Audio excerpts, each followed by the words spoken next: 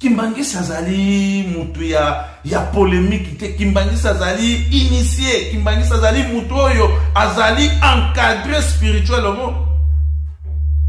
Et ce qui otali papa Diangenda azali na intérêt vraiment matériel était oyo ezalaki na profit na ye ya koloba ete ngai lokola bazali kobenga ngai nzambe tika na tonda na mosolo na tonda na boy nazala na boy papa Diangenda azalaki na makambo wana te parce que objectif commun ya lingomba objectif commun ya papa Diangenda ya ba papa ezalaki likambo oyo efanda biso pe to maîtriser yango po continuité na yango esala nini esalema batata ba maman wana touti ko expliquer bino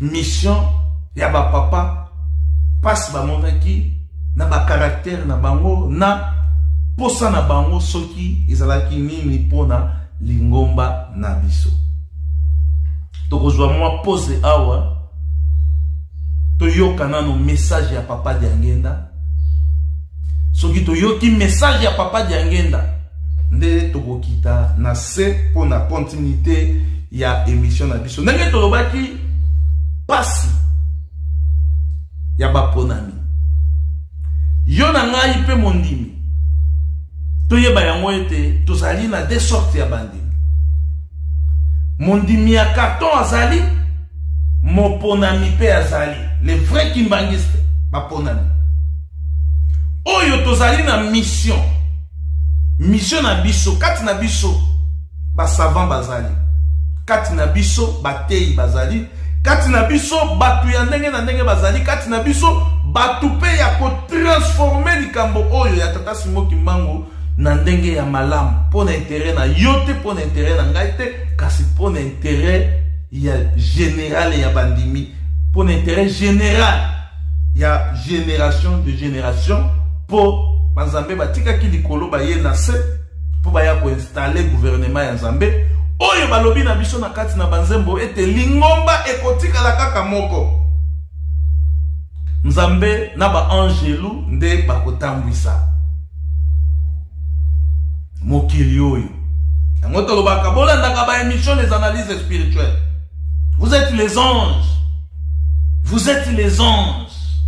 ceux qui vous allez pour la émission les analyses spirituelles vous êtes les anges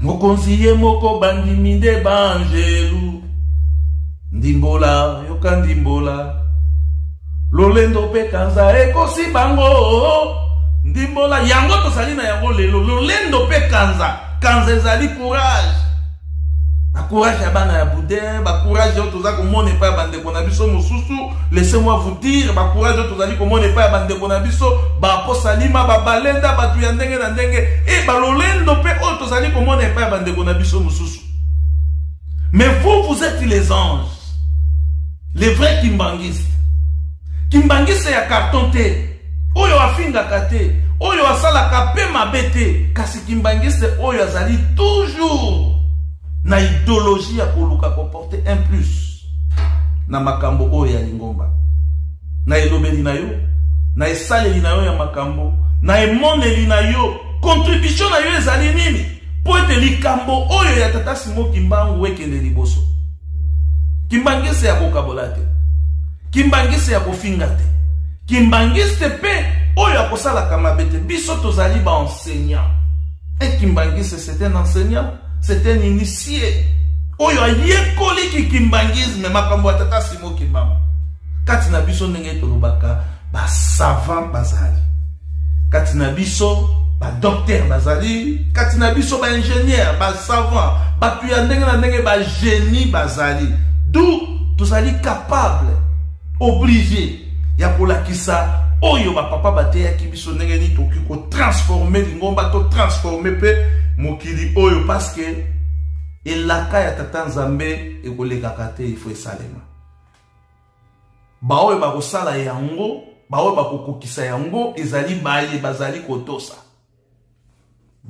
kotosa na ndenge ya solo baye bazali kolata uniforme te baye pe bazali kobina tango nyonso te baye pe bazali kaka kosambela tango nyonso te parce que tokoki kozala tozali kosambela sambela mais tozozwa réponse te. Pourquoi? Parce que lolenge na biso ya kosambela ezali malamu te. Lolenge na biso ya kosalela makambo pe ezali malamu te. Yango biso tolukaka tokota na pratique ya makambo oyo ba papa bateyaki biso. C'est-à-dire tango tozali kosambela il faut tozala na ba sujet oyo ko permettre nzambe ayoka biso. Ba papa bateyaki biso bolingo mibeko pe misala. Siko yo ozali kosambela en dehors ya ba code oyo ba papa bapesaki biso. Est-ce que kozwa résultat na yango? Ça dit soki ozali na posa ozala na bolingo. Soki ozali na posa ya ko manifester bolingo. Sambela. Nzambe naza na posa bolingo ezala na kati nanga. Soki ozali na posa ya kotosa sambela. Nzambe nazali na posa ya kotosa. Soki ozali na posa ya kosala sambela. Nzambe nazali na posa ya kosala musala. Musala ezali kaka tintani te batata ba mama. Il faut toyeba yango. Soki tozolo ba musala na kati na lingomba bolingo mibeko pe misala biso tokomi koluka ko incarner musala na kati na lingomba na biso ekoma lokola tintani te. Papa lobaki tokosala makambo ya minene oyo nano esalema te. Ba savant bazali bakosala makambo oyo nano esalema te. Mituka na biso ekotangisa makila te. Ba avion na biso ekosalaka ba crash te. Makambo na biso ezali makambo ekotangisa makila te. Tout ça ça fait partie ya musala.